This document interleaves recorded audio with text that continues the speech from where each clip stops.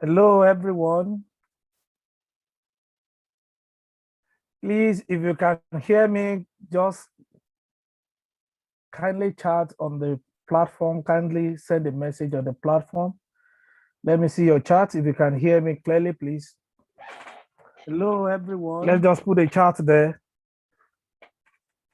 Please, if you can hear me, just kindly chat on the platform. Kindly send a message on the platform. Let me see your chat. If you can hear me clearly, please. Hello, everyone. Let's just put a chat there.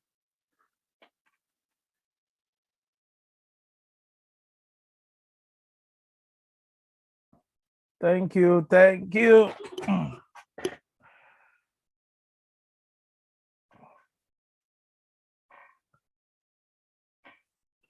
So I want to welcome every one of us to this program. This chat is going to be very brief and it's going to be, I believe at the end of the day, every one of us were going to, have something, they said information is the key.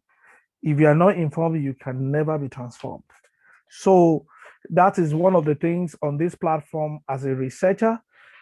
If you are doing research and some things you lack some information, majority of us will just be working here and there. And before we move on this morning, this afternoon, this evening, or I don't know the time, whatever where you are currently, I don't know your time zone. Some are just waking up, some are in the afternoon.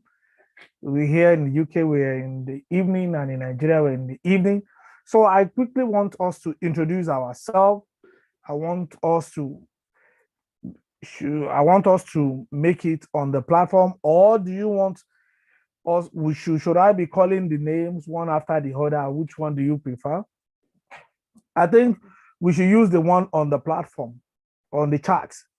Please tell us your name, where you are, the country you are currently. If you're in Nigeria, tell us your name is so. You're in Nigeria, you work with this. So your name, your affiliation, so to say. Let's quickly do that. Just your name, your affiliation. I think it will go a long way for us to. Okay. Our technical director, can we unmute some of the participants that want to talk? Let's unmute everybody first so that in case, okay, let me do that from here. It's done. It's done. Okay. So please unmute yourself. If you know that where you are, it's making noise, kindly mute yourself. So if you want to talk, you can unmute yourself, please, so that all of us will be able to hear you clearly and we can spotlight you if possible. So let's quickly introduce ourselves. Okay, over to you. Amade Kolayemi. Okay, sir. Yeah, 99 set. Which one is 99 set? Which university, please? University of Ibadan. You are maths You department. are maths department. Okay, thank you, sir. You can mute yourself. Oluwatoyin Ajani, please introduce yourself.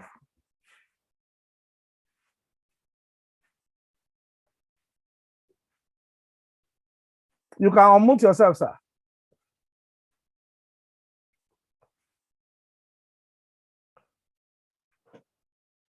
Hello, sir.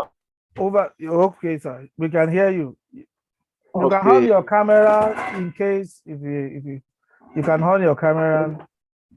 My name is Oluwatoyin Ajani, Northwest Okay. University, South Africa. Okay, sir.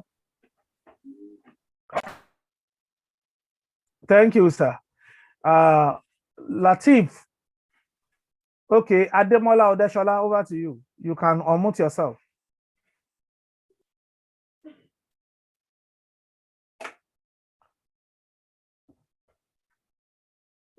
Okay. While we are waiting for him, we can Olani Iola, please unmute yourself, sir. I'm Olani Yola. I finished from University of Nigeria. I'm in the US, Okay. Clarkson University in New York. Okay. Thank you, sir. Ojodomo, over to you.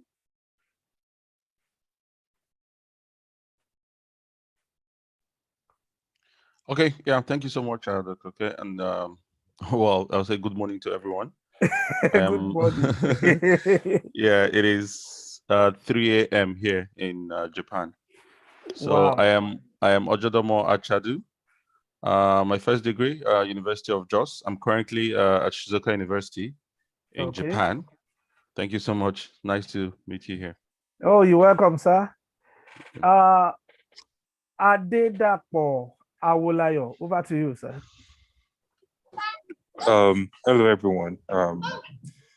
Yeah, I'm in the mall, so I'm just gonna be quick here. My name is Zadida Paolayo. I had my first degree in chemical engineering at Ladoke Akintola University.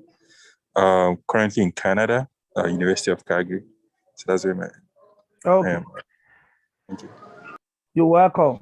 I have something.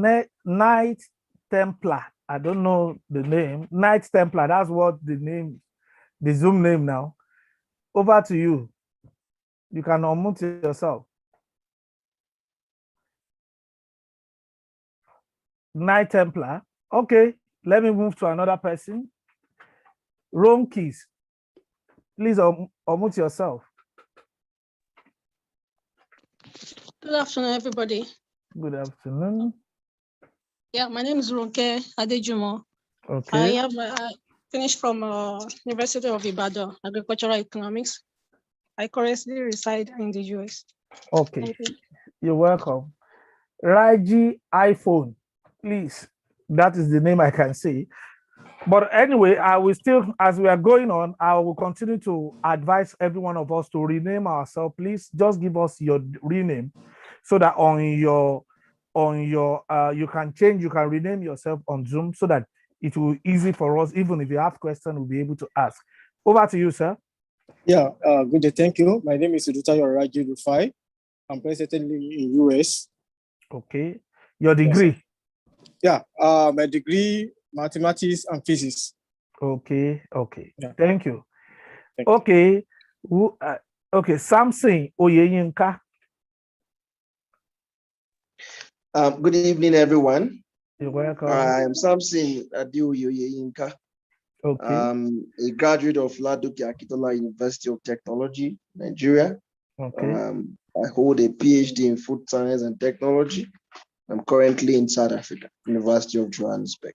Thank you. You're welcome, sir. Daniel, over to you. Daniel, over to you. You can unmute yourself. Okay, let me quickly jump to Samuel Adeneye. Samuel Adeneye. All right. Good day, everyone. I am Adeneye Samuel. I have my first degree in Lautech, pure and applied physics. I have PhD in medical physics from Unilag. I'm currently in Lagos. I'm glad to be here. Thank you. Thank you, sir.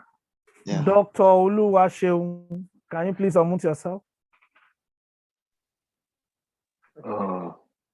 Hello. Hi, we can hear you. Go ahead. We can hear you.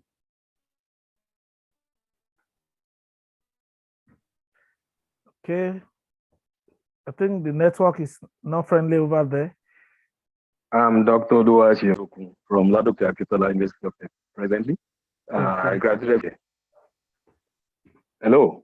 We can hear Can you. you hear me clearly? Yes, yes. Okay.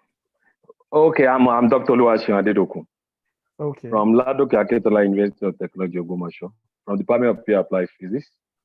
So I'm a graduate of the same department, the same university.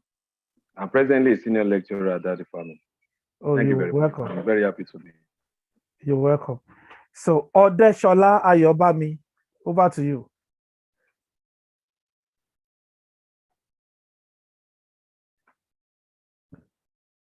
Are you there?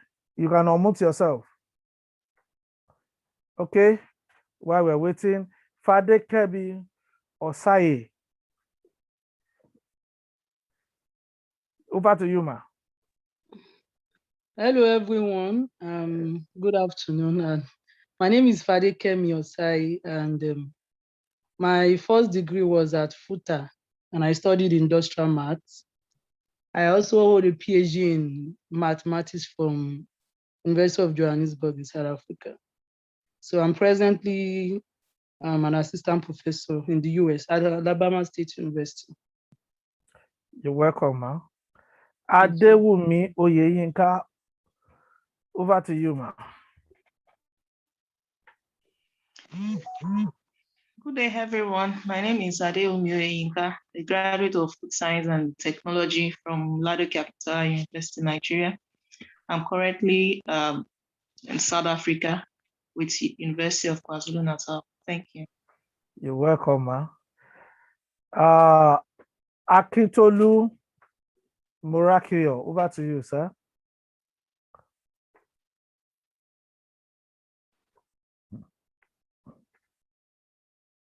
You can introduce yourself, sir. Okay, maybe we are experiencing issue there. Benedict Olalusi, over to you. Yeah, thank you very much, sir. I'm Dimeji Olalusi. I had my first degree at FUTA in Korea, and I'm currently a lecturer at University of KwaZulu-Natal in South Africa. Thank you. You're welcome. Adeola Rotimi. Hello, everyone. My name is Diola Rotimi. I'm presently a postdoc in UP. I'm a bioinformatician. Thank you. Okay, where is UP? We don't know. Oh, University of Pretoria. Okay, University of Victoria, South Africa. We are all welcome, please. I just want to welcome you guys and for honoring this impromptu, should I call it impromptu invitation to every one of us. I remain Segun Oke.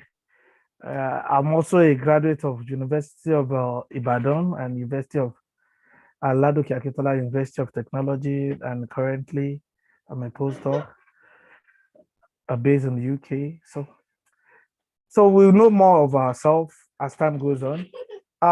Some people are just joining us. Before we kick on, we have some guys among us that they are going to it's going to be a chat. That's why we call it immigration chat. Why the platform, this platform is majorly just for us as a Nigerian. I have this passion, I have this burden as a Nigerian. If I can see Indian helping Indian, I can see Pakistan helping Pakistan. What is wrong with me as a Nigerian to help my fellow Nigerian, or to open up to him, to tell him what is really what you need in order to move on in your life, or in order to do this, to do that. That's one of the passion that I have. And some of us too, when we introduce the platform researcher to everyone, some of us key into it that, oh, I think we have this. I have this. I can boldly tell you on the same platform, I've gotten an information that fetched me a lot of opportunity. I was in the US from that platform. People have gotten jobs on that platform. People are telling me different stories, different things on that platform. So I really want us to open up, see every one of us on this platform as someone you can open up to, as someone you can, ask any silly question concerning immigration. People are here, they will tell you how they do it.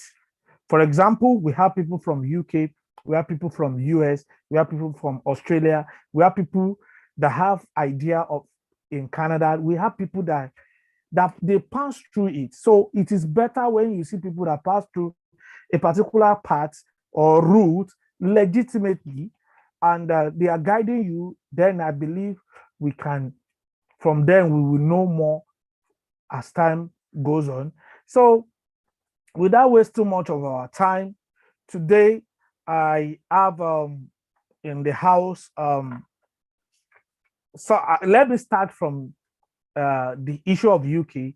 I'll just give Dr. Dimeji just 5 to 10 minutes to tell us some of the tips that he applied when he was applying. Then Dr. Ojodomo will come in and expatiate on it from the opportunities that some of us we don't know, or some of us believe is not possible. So from then we move to US and Australia, then Canada, then any other question in African country, we can also put it to ourselves, and I believe we'll get to know one another better. So can you come up with your video, please? Is it possible? Ola Lucy.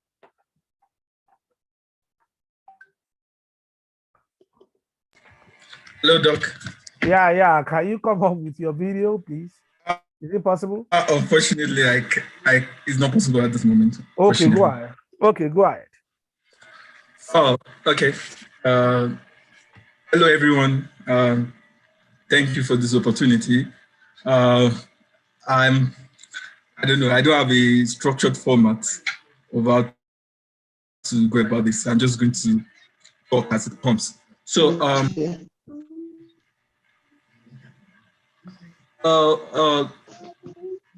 Dr. For me to share my screen. Yeah, okay. You can. Okay, you want to share your screen? Yeah.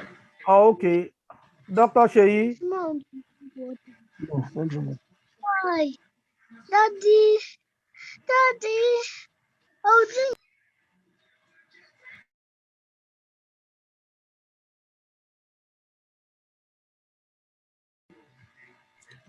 Doc, you should be able to do that now, sir. Please go ahead.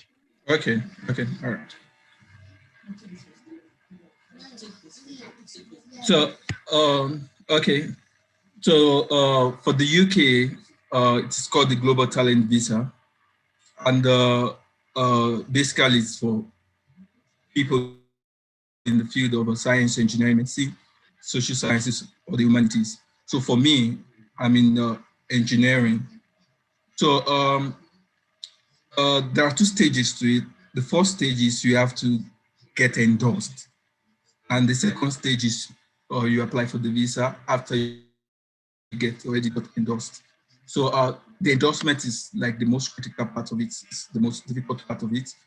Once you get the endorsement, getting the visa is quite easy and straightforward.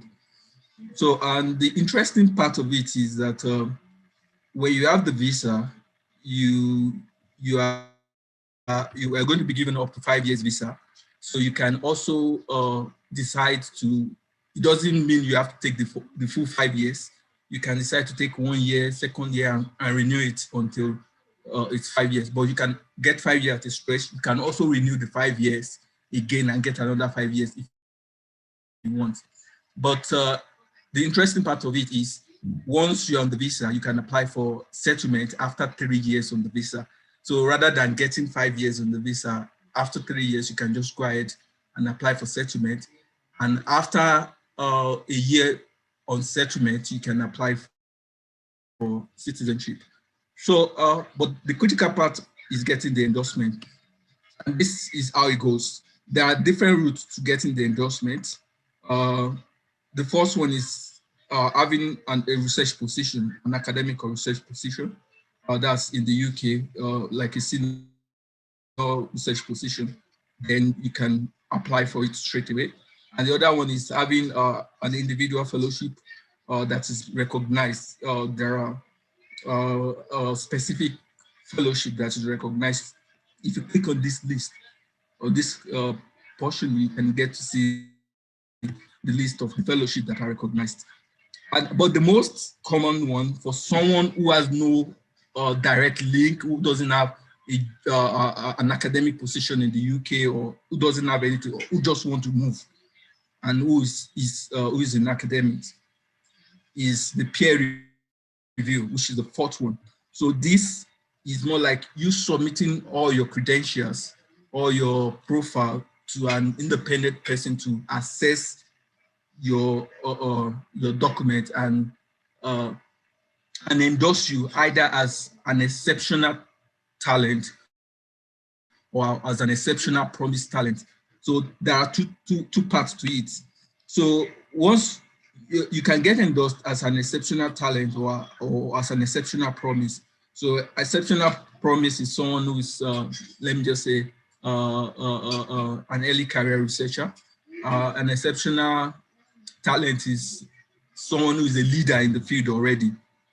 So the route for the peer review process, the requirement rather, for the peer review process, I mean the eligibility criteria rather, for the peer review process, the first one for the exceptional talent who is a leader is you must be an active researcher in the university or in the industry, and you must have a PhD, and you must be a member of the National Academy and stuff like that.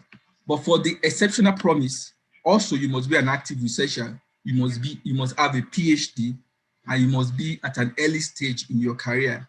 And also you must have been awarded a fellowship or international fellowship or something in the last 5 years. So when I applied for this, I applied for it last year. So the body that assessed my application is the, let me go back, is the Royal Academy. So these are the bodies here. Okay, yeah, these are the bodies here. The Royal Academy, we assess that we assess people in engineering. Okay, let me just open it here. Royal Academy will apply, we assess the document of people in engineering. The British Academy, we assess people in social science, humanities. So you can see the courses here if you're in one of these fields or these fields here. So the education, law and things like that. So the British Academy will assess that, and the Royal Academy will assess that of engineering and all this like that.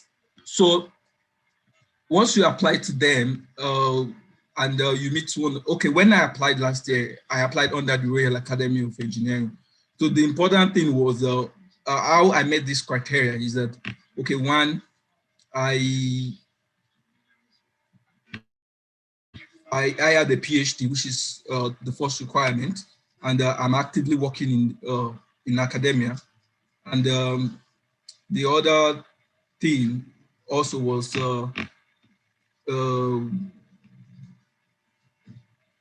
sorry. Okay, so I'm at an early stage in my career, yeah, and also I had a fellowship. So the fellowship I had was a fellowship I got from Technical University of Dortmund in Germany. So it's more like a guest professorship for 3 months. So that's the fellowship I used. So I don't know, maybe if you're doing postdoc, maybe you've received NRF fellowship or any other fellowship, even if it's a short term, you can always use it. So it's just for you to be able to show that your fellowship was, when you apply for it, was competitive and it's internationally recognized. So you can present any form of fellowship like that. And also you show evidence of your publications, you have gotten some funding, or you also won prizes or award, any form of prize and award that you've won, no matter how small. These are things that you, so basically it revolves around having a PhD, your publications also, which is important, because they tend to measure your research output relative to your career stage. So if you are within the first 3 years of your career, for instance, as an early career researcher, so there's a certain amount of publication that is expected from you. I don't know that, so I don't know the amount, but it's based on what the whoever is assessing the document, whatever the person considered to be enough at that time. But it's important to have as much as possible that you can to show. So not really about citations. At that time when I applied, I don't really have much citations. So, but then it's more of publications and having some fundings and having this fellowship. So what's that thing again? So yeah, let me just leave it at this. So maybe if you have any question, I can answer and tell more from the questions. So also you can apply for your dependents. Yeah, you can. The interesting thing is you can apply for your wife or your daughter. They tend to have work permit easily. They get the same 5 years you're getting. So they can also, they're eligible to work in the UK, and your children are also eligible to work and live there as well. And what for that thing again? What would I? So let me just put it there. So if you have any questions, then I can answer the questions. I have a question. Okay.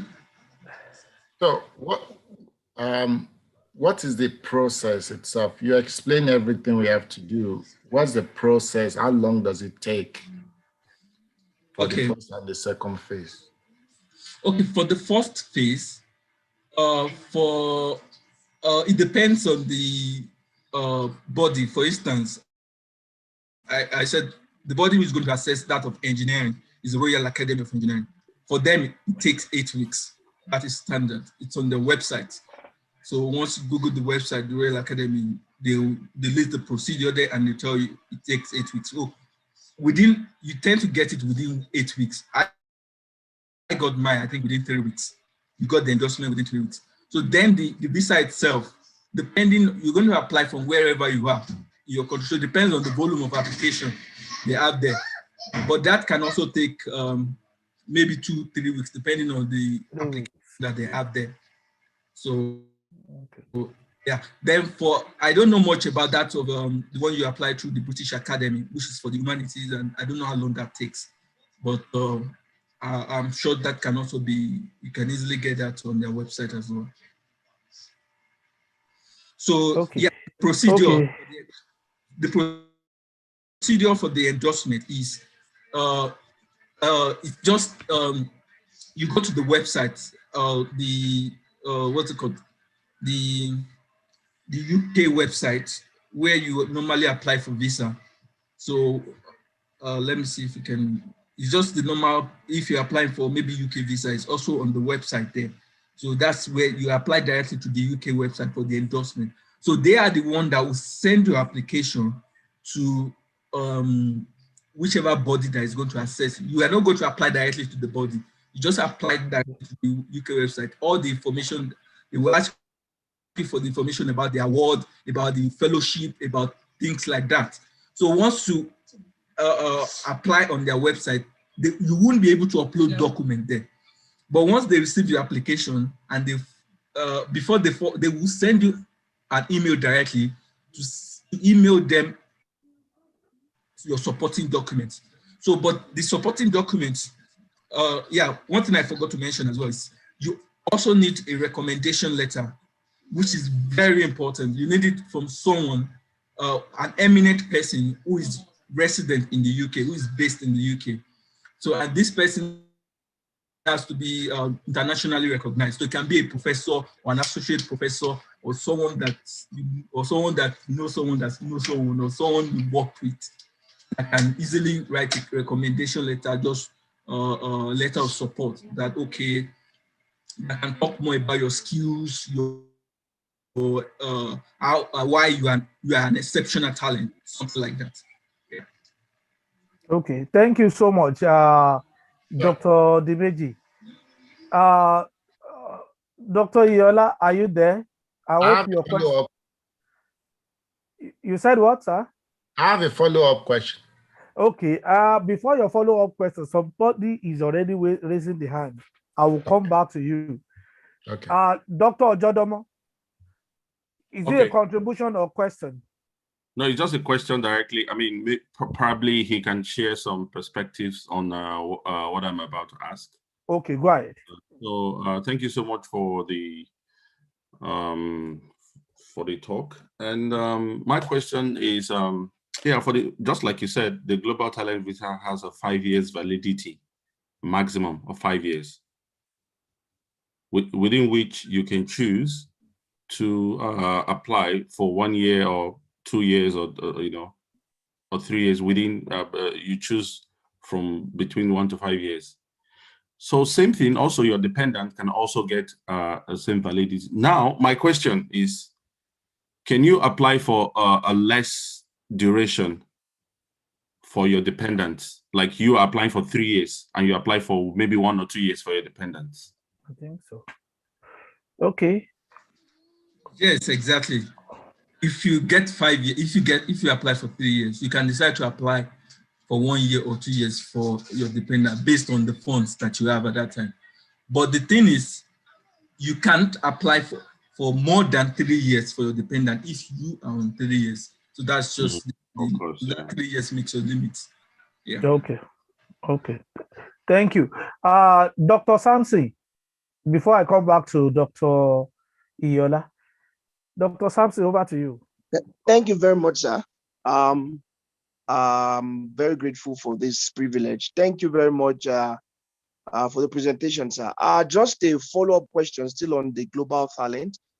I think one of the questions I was about asking was just answered now.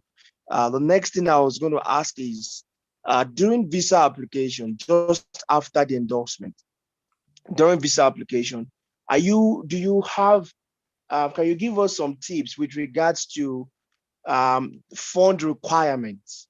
Because I know that the Global Talent Visa allows you to work and all of that. When you are applying, you must show evidence that you have sufficient funds to go to the UK, or it's just open. I know they would require you give some statement of account, but is it a requirement? Because it's not very clear on the site whether you need funds and all of that. Thank you for your question. No, you don't. You don't need statement of account. You don't need to show funds. You are an exceptional talent, so they want you in their country.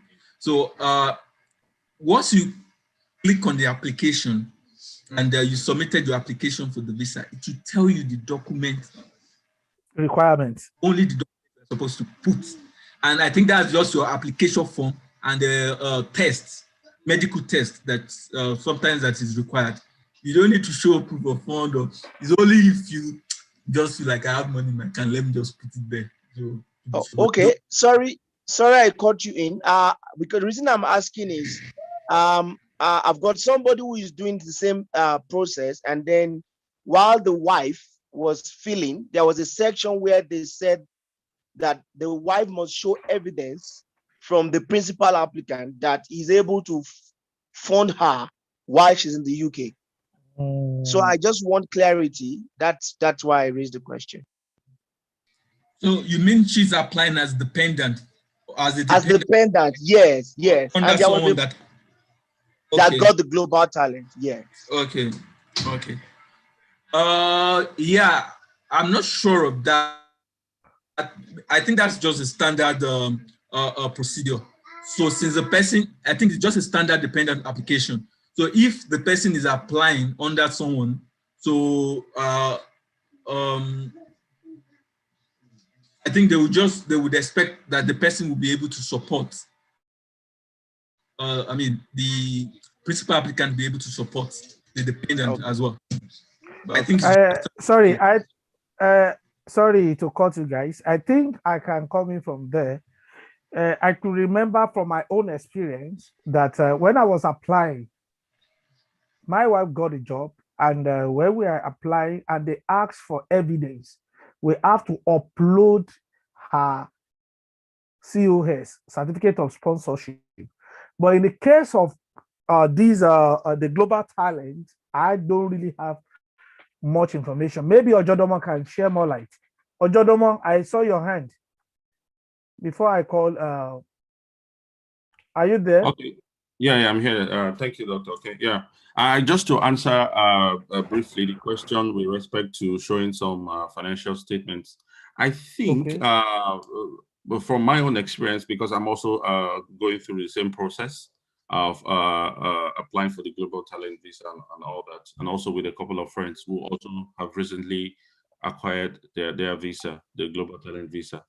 So the statement for financial, sometimes I think it's just very funny how sometimes it comes for some people, for some persons.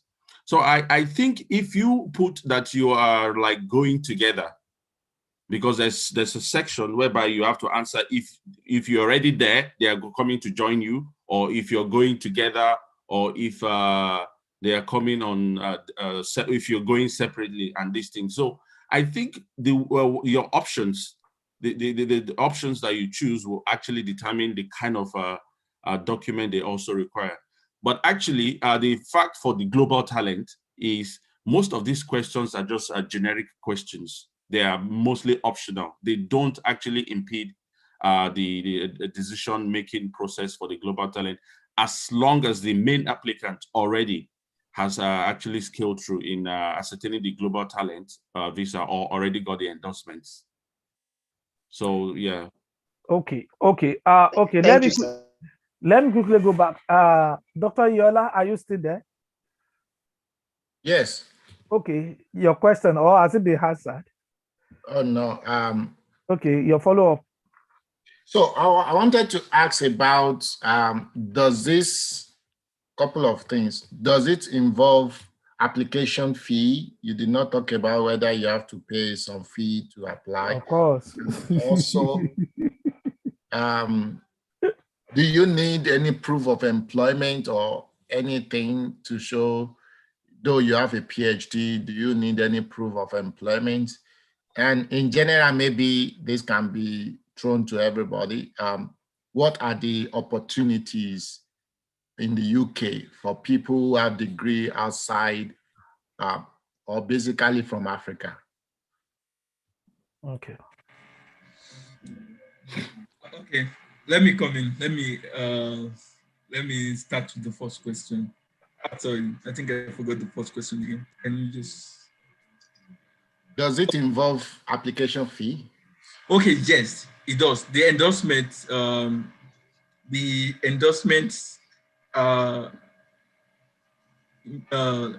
trying to remember. I know I paid in rand. So the endorsement, I think, okay, it's about 600 pounds. I can't remember, but yeah, you have to pay endorsement fee, and that is non-refundable. That is one. And the second one is, once you get the endorsement, the visa fee, yes, it's quite a lot of money, especially, no, the visa fee is not a lot. The visa fee is, I think, is maybe about, it's not a lot, but what would take a lot of money is the health surcharge that you need to pay. So for instance, I think the health surcharge is about 600 and something pounds, so per year. So if you're taking 5 years, that's why at this time you have to be smart, either to take maybe 2 or 3 years, not 5 years, and just take 2 or 3 years because of the health surcharge. So that's what takes most of the money. And again, imagine if you're also applying for dependent or you apply for your spouse. Yeah, so that's where one needs to be smart in terms of the health surcharge. So, but in terms of getting job, you don't really need, you don't need to upload a proof of employment or anything. Oh, yeah, you need to be, sorry about that. You need to be affiliated with a research institute or an institution. So definitely you have to be employed. So that's the requirement. You have to be in a research environment. You have to be working in a research environment. And one thing I forgot to mention is that if you are getting endorsed in a true academic route, you can only work as in an academic position in the UK. You can't work in another, maybe, for instance, now, as an engineer, if you get endorsed in through academic route, you can only work in institutions. You can't go and do industry work because that's not the basis where you got endorsed. You can work there, not like you can work there, but it will affect you when you're going to apply for permanent resident or a settlement. So because it will show that you have not earned in the category where you are being awarded or you're being categorized as a global talent. And one of the requirements to apply for settlement is that you have to have earned money in that position where you are being recognized as a global talent. And yeah, for people in Africa, it's, like I said, it's still the same standard. Okay. It depends on the whoever is assessing the document as peer review. It's okay, Dr. Olalusi, thank you so much. Please, sorry for cutting you. Somebody is raising hand. After him, we'll move to another country entirely, so that then all the questions you can just chat, just put the question on the chat, so that we can from then we'll be able to cover. You know, some people are in the midnight, some are going to bed. You know, some there is no internet. You know, all these different issues. Let's just quickly let's hear from Ojodoma before we move on from UK. Go ahead, Ojodoma, please. Okay, all right, yeah, thank you. So I think that there's the global talent information or details of global talent freely available online if we search. But one very good thing, just to support, just to add to what we already know or what we may not know about the global talent. The global talent is actually the most flexible visa that the UK has to offer, which is one of the avenues they've actually thought of to bring in exceptional talent, exceptionally talented people from all over the world to the UK, especially in the face of this Brexit and shortage of skills or other Europeans not readily staying there. So it's very flexible. And most importantly, you don't need an offer to actually be on a global talent visa. You only need to establish a relationship with maybe a prominent, an internationally recognized professor to write you a letter. So let's get that point very, very clearly. You don't need to have a fellowship. You don't need to have anything. You just need to establish. So I have a friend that 2 weeks ago got global talent visa, who is in the UK now without the fellowship in Birmingham, but he actually got a professor whom he had been trying to apply a fellowship, Newton Fellowship, with to write him a letter. Even they've had series of applications that has not been successful. So he's decided to write him a letter still anyway, because he's now a bit familiar after over 2 years of trying to get the fellowship together. So we can also employ the same tactics. I mean, if you're interested in going to the UK, identify potential supervisors or potential hosts and try to apply for 1 or 2 fellowship with them or get familiarized with them. Then ask them very shortly, please, can you write me a letter that is required for this level of visa so that I can come to the UK and perhaps maybe try other fellowships with you. Then also in the area, then I also need to also add very quickly that there are also new fellowships that are also coming up, and in the US, in the Europe. But one of the main ones that we can also readily tap into is the EU Horizon 2020. There are new fellowships that are springing up. I think we may also have to maybe I will share some resources with Dr. K, and he can also share that for those of us that are also really, really interested. So it's not mainly the fellowship that are listed online only that you can use to get the global talent visa. So there are so many resources, so many things that that can be derived online if you are really keen, and you can really get full information online. I think I will just stop right here so that we can move on, just like Dr. Oke said. So thank you so much. Thank you, all of us. I really want to appreciate you guys. You are indeed in spirit, because some of those things you guys are sharing with us now, it's a very, very prominent things that some of us will believe is not possible, and some of us believe that you must have billion, or you must know the prime minister, or you must know someone before you get it. All we have our own part to play. Like the last speaker said, you have your part to play. If you don't play your part, nobody will play it for you. We just have to play our part. We need to move with the right people. We need to move with the right mind, so that it can be a conference. It can be, there are times you have to spend your money. so believe that you will still get that money back. But without wasting much of our time, I would like to quickly call someone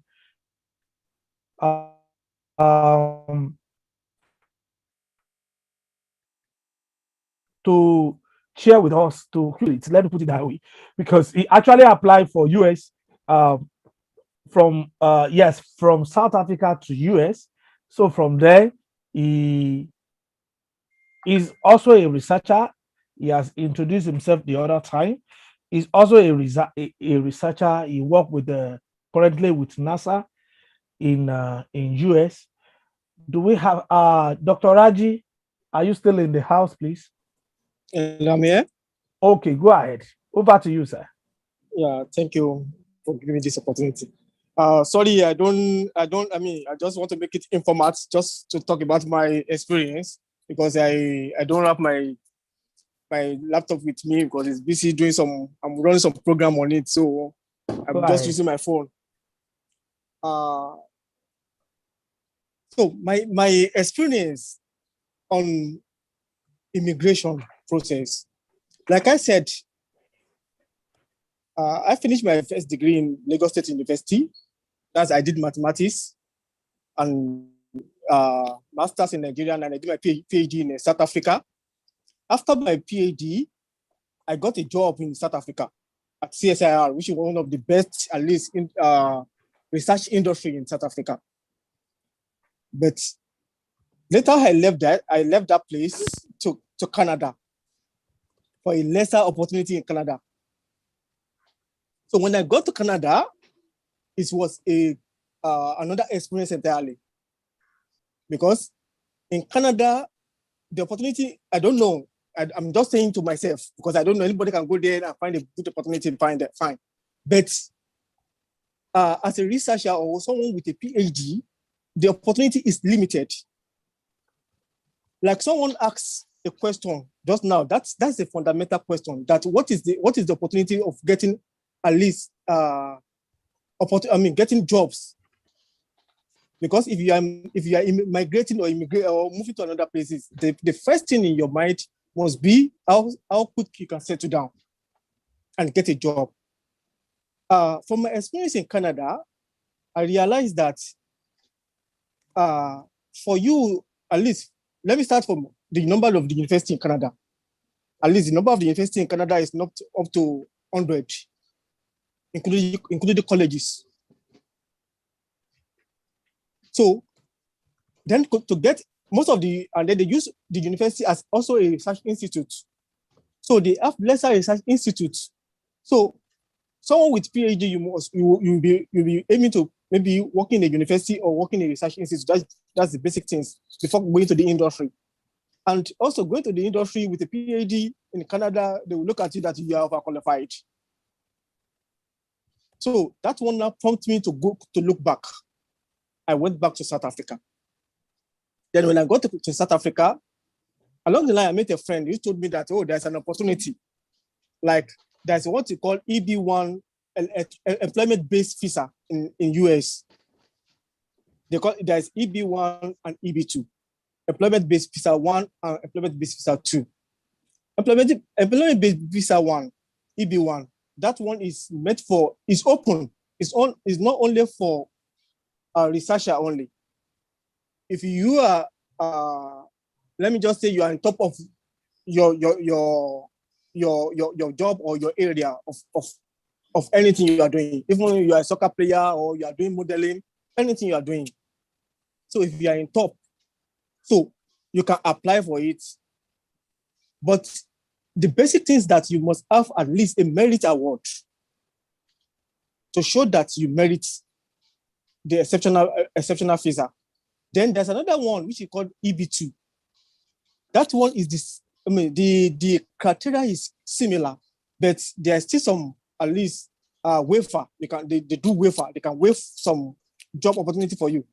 But both, you don't really need to have a job before you apply for it. So you just only need to show that you are an exceptional in that your area of your study or your work or your area professionalism, your profession. So I applied to the EB1 and I got it. So the basic things, what you need there is one, you have to show that number of publication is matter, but it's not really matter, but citation is more important. Then you need a reference letter. Then you have to show that you I believe being attended some conferences and you have presented you have showcased your research. Then PhD is important, but not really necessary. Because you may, even with masters, if you have publication and you have citations, you can even apply. Then there's another thing. Then you need references, which is very, very important. Then you have to show that you are part of maybe an association, a membership of an association, that you have to belong to one of the associations anywhere in the world. And not just any association, you have to show that that association is like maybe something engineering or National Association of Mathematics. I mean, something that the association is for promotion of the membership of the members, that maybe you have conferences together, all those things, you have to show it. So what are the basic things? Like if you look at the criteria, you can Google it, you can just Google EB1. If you look at, you see the 8 criteria, and in that 8 criteria, just only 3 that you need to make, at least you need to get 3 out of 8, which I believe that at least majority of people can get it easily. So another thing I want to add, that America is a land of opportunity. It's a land of opportunity. So with your visa, you can work in anywhere. You are not limited that you must work in a university, or you must work in what's it called, in a research institute. You can work in anywhere. You can even work in the industry. And at the same time, as you are getting your visa, you are getting also for your family. So as a principal applicant, as you applied, so immediately after the petition is granted, so then you can include all your family. Even if you have an adopted child, you can include the adopted child there. So it's not limited, it's open. And getting job in America now is easier.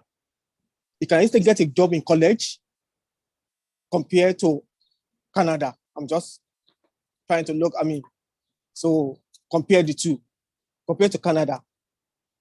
As a researcher, are you getting me? So as a researcher, it's easier to get, at least because America, like 56 states, if you don't get one job in another state, you can move to another state. So you are open. So the visa does not limit you in one state. You can move to anywhere.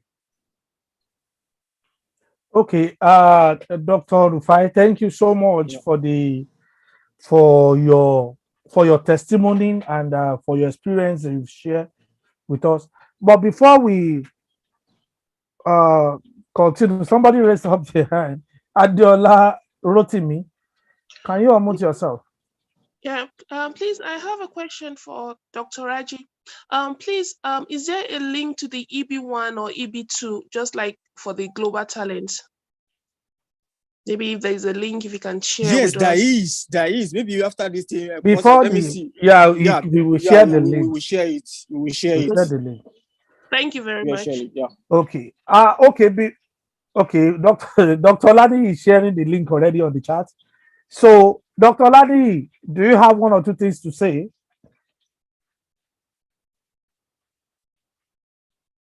Concerning,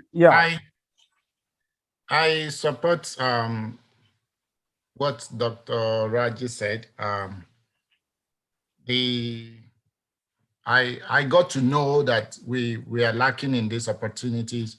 I have so many people, and if you go online, you see many people from India, Nepal, some of these countries. They are taking the advantage of this, and they are moving to US in a very large number.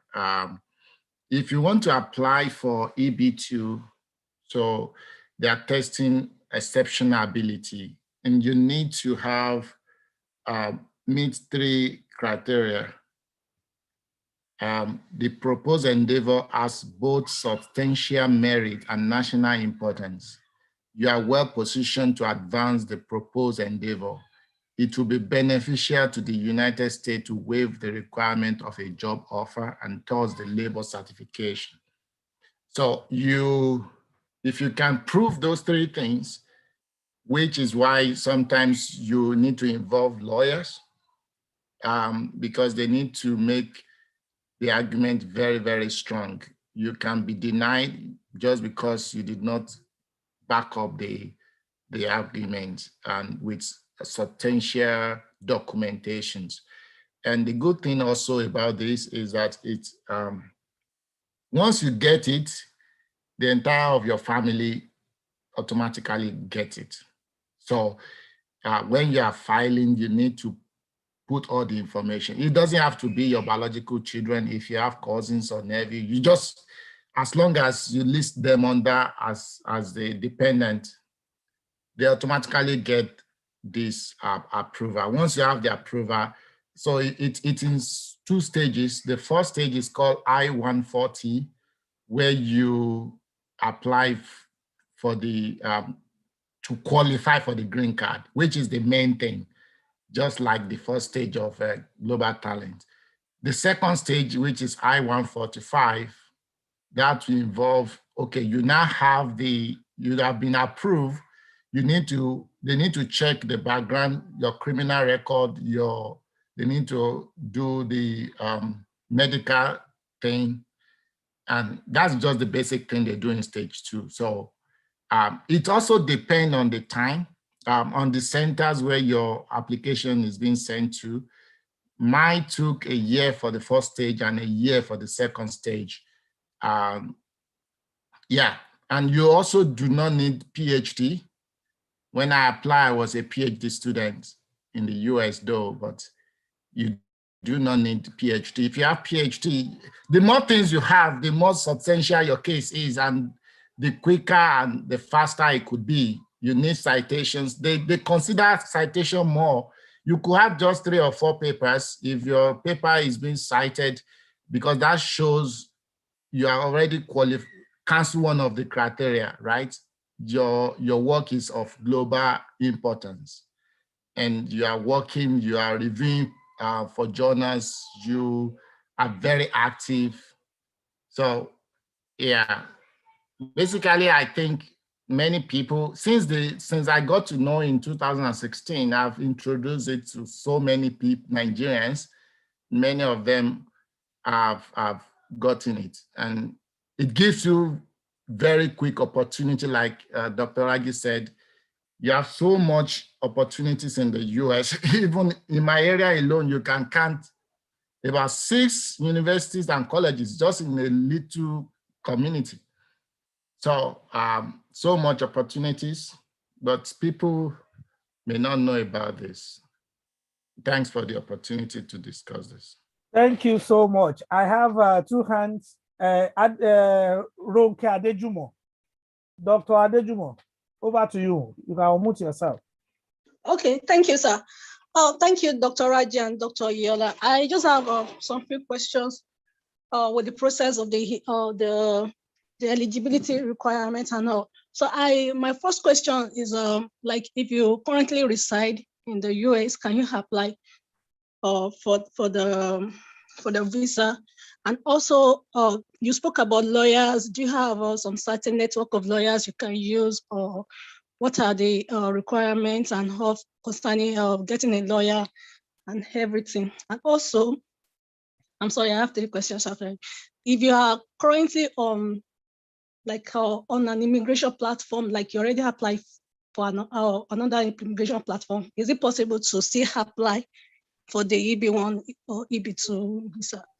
Thank you. If I can come in quickly, She's currently in US. So I was doing my PhD in Wisconsin when I applied. In fact, the person that I got the information from was also a student. He just got approval for his own. And my friend told me, I was like, no, that's not possible. You mean I can get green card with my publications and citations? Which I was doing without thinking at that point in time, never known that it will be something of great help for myself and my family. Yes, so you are in the US. I even think it's more easier in the US, but I think I'm beginning to consider that it's easier outside the US now. Okay, let me quickly come in, sir. Can I come in? Okay, go ahead, Dr. Raji. Go ahead. Yeah, thank you. For my own case, I don't use lawyer. I apply for EB1 and I don't use lawyer. I did it myself, self-petition. Okay, now let me throw this question to you. Okay. People will think self-petition is the way to go. Did you advise people to do self-petition now? No, it depends on you. If you are competent, if you are confident of yourself, you can do self-petition. But okay, let me give you an example. Immediately, my own is approved. I have a friend in South Africa, so I gave him I give the orientation and most things that he needed to apply, and he did self-petition, but he was rejected. Okay. But now later, I now advise him, okay, let's try a lawyer. So he now went to a lawyer. Then after through the lawyer, and he got it now. Okay. Now let me quickly say this. Thank you, sir, for that clarification. You see, for you going for self-petition, let us get it right. It is possible. We have testimony. We have someone that got it, but we must sincere to ourselves. Those letters are not easy. If your mind is not together, it's not a day job. It's not a week job. It's not a month job. So please, if you are doing self-petition, you can try it, but try as much as possible, especially for the first stage. Dr. Iola said something that he is thinking that it is more easier for people outside. You remember, if you are inside, you have to do the change of status, and which takes another time. But if you are outside, like Dr. Raji now, what Dr. Raji did was, after getting the approval, he was given immigrant visa. He applied for immigrant visa. Am I right, sir? Dr. Raji? Right. Yes, you're right. So after the immigrant visa, how many months does it take you to get your green card? Immediately within 2 weeks. Inside, you get your social security number. Your social security card within 2 weeks. So in a month, in 2 weeks after, just within a month, you get your green card. Okay. So please, let me throw this to everybody in the house, including myself. We are all guilty of this thing. Number one, some of us, journals will send papers to us to review. We will ignore it. We say we don't have time. Not knowing that we are doing ourselves harm. Because it is part of the requirement they look for when you apply for EB1 and EB2. Am I right, Dr. Raji and Dr. Iola? Right, you are right. Aha. So I want to employ us when they send papers to you, and always ask for certificate in case. In fact, ask them. Sorry, you don't even need certificate, because after you review, they will just send you a letter that thank you. That one is enough. Yes, is enough. That one is enough, just to show that, okay, you have done this. Just show them that one is enough. Okay. So please let us take note of that. Then number two, one of my brother is here, and I will call him now. Adedapo Awolayo, are you still there? Adedapo Awolayo. Okay. Maybe he will join us, or he will come up later. Now, there is something Dr. Iola said, and Dr. Raji said about citation. Majority of us, we don't cite ourselves.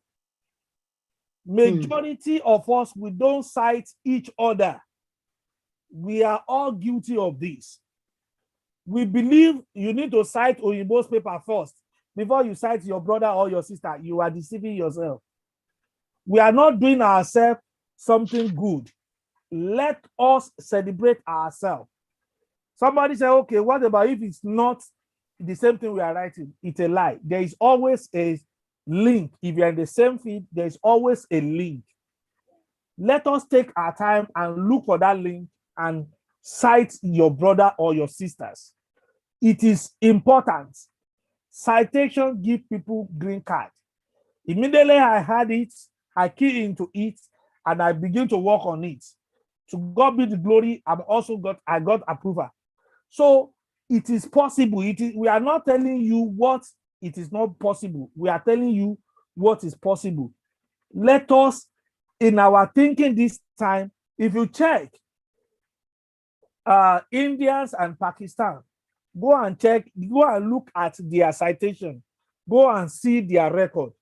It is not because their work is relevant that much, it's because they are helping themselves. In academics, we need to play along and we need to look into that direction too. Please, it is very important. Adiola, Rotimi, your hand up, please. No. Okay, No. okay, you can lower it. Now, so do we have any question concerning that before we move on to Australia? Benedict, are you still in the house? Dr. Benedict, okay. Sorry, Fadekemi, over to you, ma. I think that was a mistake. It was something else that I wanted to raise my hand. Thank you so much for those opportunities. And like Dr. Raji mentioned, it is actually very true that comparing Canada to the US is quite complicated. In my own case, I didn't come to the US immediately with the green card. I have already tried to start processing it when I now got a position. So I came here with a J1 visa. And with the J1, even though, so one of the easiest ways, maybe you got a position or a postdoc and you get in here first. It's actually, for me, I found it easier to get in here first because the process would be long. And luckily, immediately I finished with a position, I got a tenure track position, right? Which now filed an H1B for me. So I've already started the process while I was on the J1, right? And then got a job. So when I got the tenure track position, I just informed the lawyers. And according to them, that made the process easier because the first condition, which Dr. Yola mentioned, was they are trying to waive the job option for you. So you getting a job now makes it easier for them to prove that now you are, for employers to be interested in employing you. It shows that your work is also substantial. Okay, so that is part of one of the things that I wanted to mention.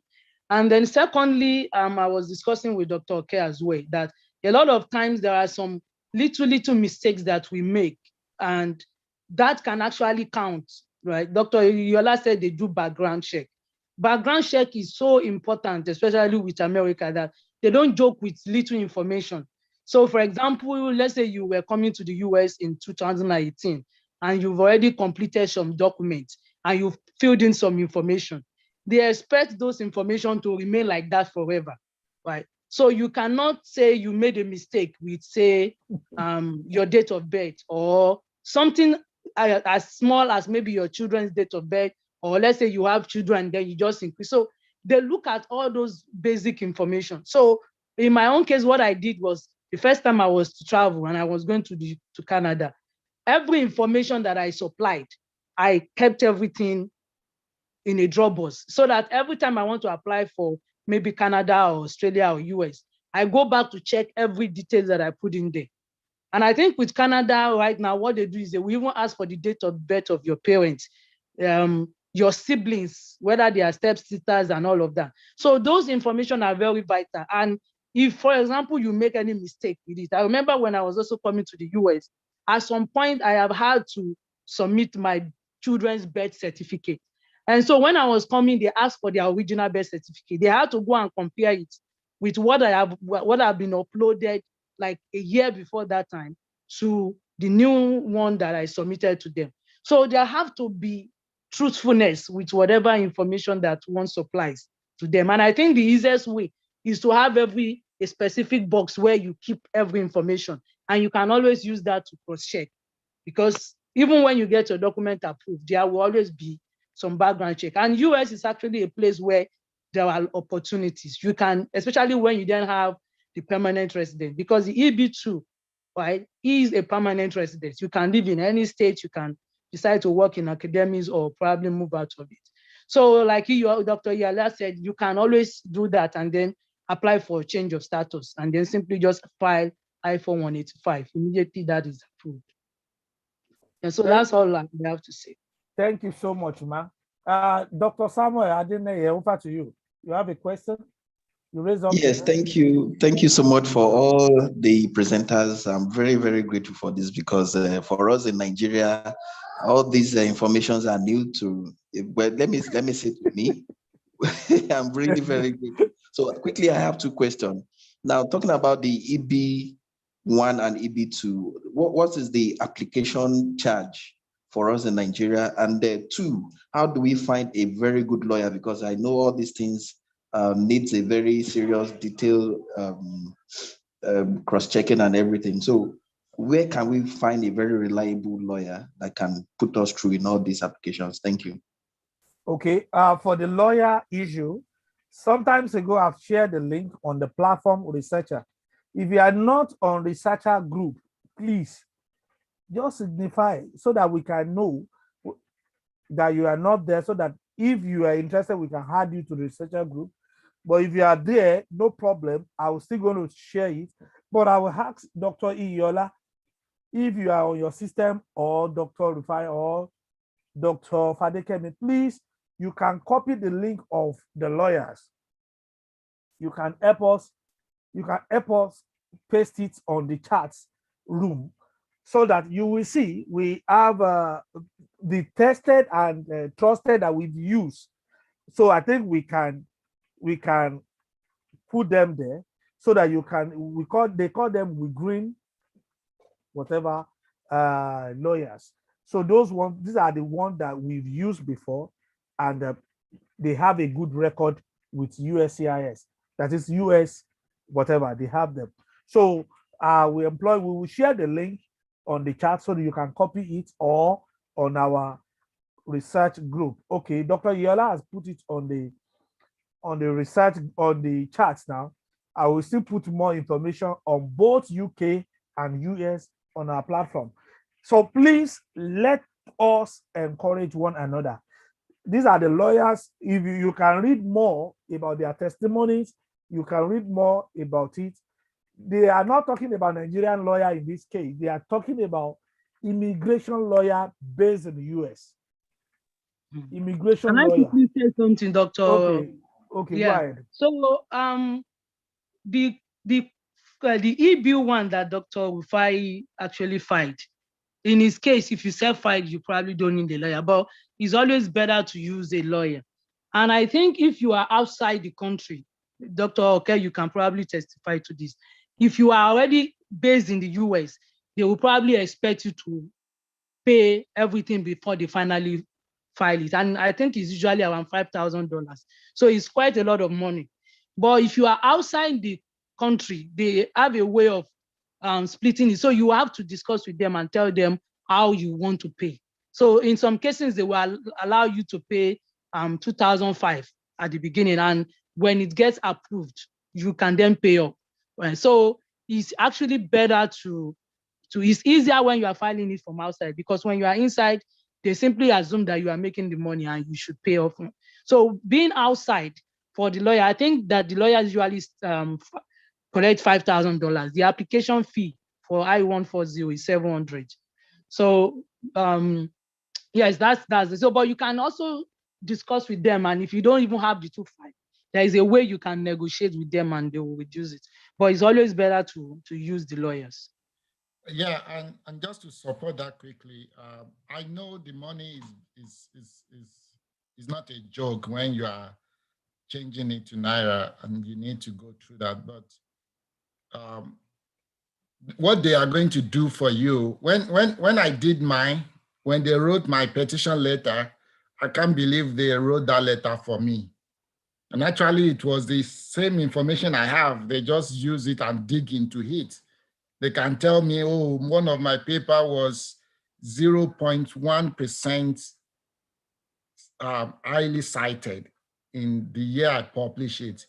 Something that I cannot even think about. They go and dig into Google. They do a lot of things that make your case very substantial.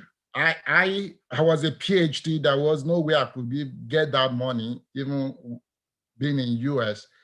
I had to also borrow the money. But it is, what is the essence of not getting it? And the more you are losing, they are denying you, the more they are denying you, the more they pay attention to your case the next time you apply. The history of people self-petition for the first part, which is I-140, the history of people self-petition and denied is very high. The case is very high in the US. I don't know for outside, but it is something that is worth it. If you are going to get it, the lawyer, the group of lawyers that I send the link, they have 98% success rate. So it's not going to be something that is easy to get the money. I get it, but it's worth it if you get it. Hello? Yeah, hello, Yeah. go ahead. Yeah. Actually, what helps me in my own case of self-petition is because of my area of research. I can say that. And I'm doing space science. And you know, America, about space, one of the area that is very, very, that US invests a lot in space. Because USA have a lot of, they invested a lot of money and energy in the space science. So, and at the same time, I have a lot of collaborators. So from South Africa, when I was in South Africa doing my PhD, I have a lot of collaborators in India, in America here. And I have already been sponsored to US through NASA before I came here. Before I applied for the green card. So that's all those things that I put together. Then, sir, how many citations do you have when you are doing as at then, my citation was around one. It's more than 100 as at that time. Okay. So some of us, it's a challenge to us that you have 200, 300, 400, and you are still keeping it with Google Scholar. Please make use of that citation. It will fetch you a great impact in life. We are not saying where we are is not good, but don't think about yourself alone. Think about the future of your children, of your family, and think about yourself. For example, we use money to go to school. We all know if you count 1, 2, 3 on this platform, how many of us enjoy scholarship from Nigeria? Maybe 1/10 or 1/, I don't know, but I'm talking from my own perspective, from my own side. Okay, we have another Olushino Rufai here. He raised up his hand. Let's quickly hear him. Over to you. Yeah, thank you so much, sir. Hope you can hear me. We can hear you clearly. Yeah, thank you so much. Thank you for the presenter so much, and I really appreciate this gathering. Please, I want to ask, sir, maybe Dr. Yola should report for Dr. YD. Is there any age limit for this application process? That's my question. Thank you. No age limit for EB1, EB2, no age limit. That is one of the beauty of EB1, EB2 is there's no age limit. You don't need to write any exam. No IATS, no TOEFL, nothing. All you did is your citation, your paper. Okay. Yes, and I think you will also need to do evaluation of your PhD if that's your highest qualification. Yes, Since with you don't West get if you have your or PhD other. within the US, there's no need. But if you get your PhD outside US, you don't need English of English and all of that. I Only don't need. think, sorry, I don't think that is necessary because I didn't do it. Well, I think know that for the lawyers that I EB1. used, it Okay. was So requested. I think for It's necessary EB1, for EB2. it You is need to necessary for evaluate. If your EB2. degree is not coming from the US, you need to Yeah. do the evaluation. So any other question, please? Now, any contribution or any other things you think we are yet to touch before we call it a day? Okay, somebody is asking a question. Can you apply from a country where you are temporary resident? Yes, sir. For instance, if you are living in SA with temporary resident but in Nigeria, okay? Yes. Anywhere. You can apply anywhere in the world, wherever you are. Okay, let me add it to it. You can apply anywhere in the world, anywhere you are, so far you have a valid visa where you are staying. You must put that one, you must have a valid visa. So whether temporary or not, so far you have a temporary visa where you are staying, I think you can apply, or you can even start the processing. Okay, you want any case? So you can apply. So I think it's a good question. So once again, do we still have any question? If none, is okay. Yes, we are recording the event, but please, I don't know if it is convenient for you where you are. Can we just on our video if it's convenient for as many of us? Okay, some people are saying they are interested in the researcher group. Okay, we share the link on the platform. I also have the link for the researcher group. Then I'm going to share it. Just follow the link. It will lead you to for those of us that are interested on the researcher group, you can click the link and automatically you will join. It will lead you to the group from there. So I want to really thanks every one of us for taking our time to come to this for this program. And I want to thank all our presenter, so that from there it's very informative. Thank you so much. And if you are on video, if you can on your video now, please, let's just on the video and let's see your face. We know, and we take the picture from there and we put it on the platform. So we are not taking your picture to anywhere more than other, on the same platform that all of us belongs to. Thank you. I can see some faces. I can see Samuel Olotu. You're welcome, sir. Thank you so much. And we are going to share the link on the platform too, so that all of us, you can share the link among. That's why this platform is basically, we are all Nigerian, and I believe we are going somewhere. One of us very soon will be announced as a Minister of Science and Technology or Minister of Education or thereabout, so that from then, so far you belong to a particular platform together, it will be easier for us. It's all about network anyway. It's all about network. Thank you for those of us that on our video. But for those of us that is not confidential to on the also be up here.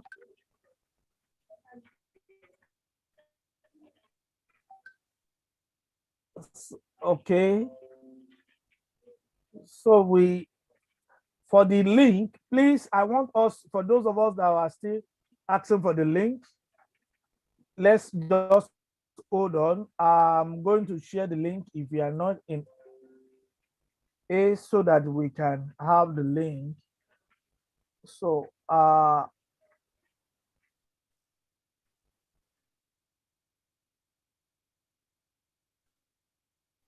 or if you from here, if I can copy it, I will also send it to the platform. Or Dr. Sheyi, is it possible for you to help us paste the list? Sorry, what do you mean, sir? The list for from the Google from the WhatsApp group, please. I'm not. I'm making you already. All right, I'll do that now, sir. Okay, please. Thank you, sir. So please, let's wait for those of us that we are not on the list so that we can join the list. We can join the group from there. If you have any other question, then I have some material for UK. Then I'm going to share the materials too. I'm still not an admin. I can't do anything. Okay, I'm trying to do that now. So you are me now. You can copy it. Help us put the link on the chat. So those of us that want to join the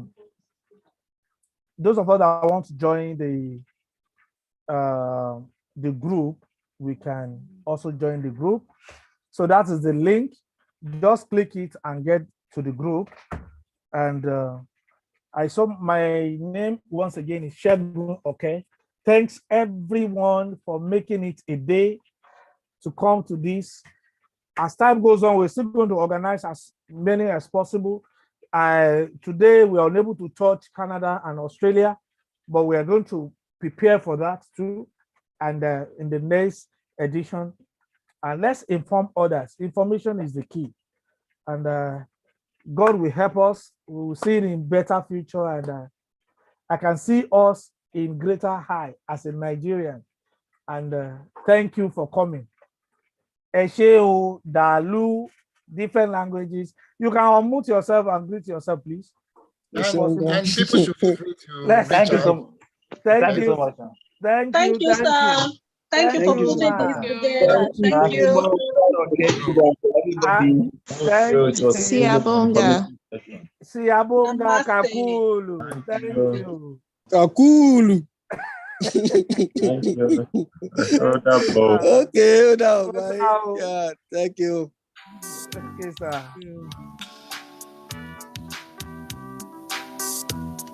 Sami Ololo. Ẹ kú gbádùn.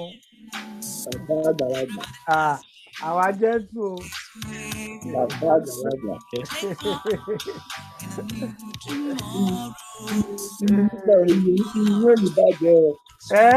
Kí ló sọ? Àbí? Bàbá àgbàlagbà. Ẹ kú gbádùn. Ẹ wo mo jẹ́ ń tò. A máa pàdé lábẹ́tẹ̀. Àbẹ́tẹ̀, okay. Dr. Sheyi, thank you so much. How are you, sir? Jola Ojo. Ababa, thank you for the event. It's great. So I'm sorry I joined late, so I was busy. In fact, I first logged in. I think I logged in before 8 o'clock here. And that was 11 o'clock. So by the time it my feet I thought it would just more set a cool automatic join. So that my join it I think I almost means like 45 to 50 minutes. Unfortunately, I miss the UK section. But maybe I will listen to the recording. I will listen to the recording. Okay. At least we are able to grab one or two things. Definitely, that's good. That's good. Thank you so much. Dr. Badmos. How are you, sir? Okay. Thank you so much. and see you guys later. Bye for now.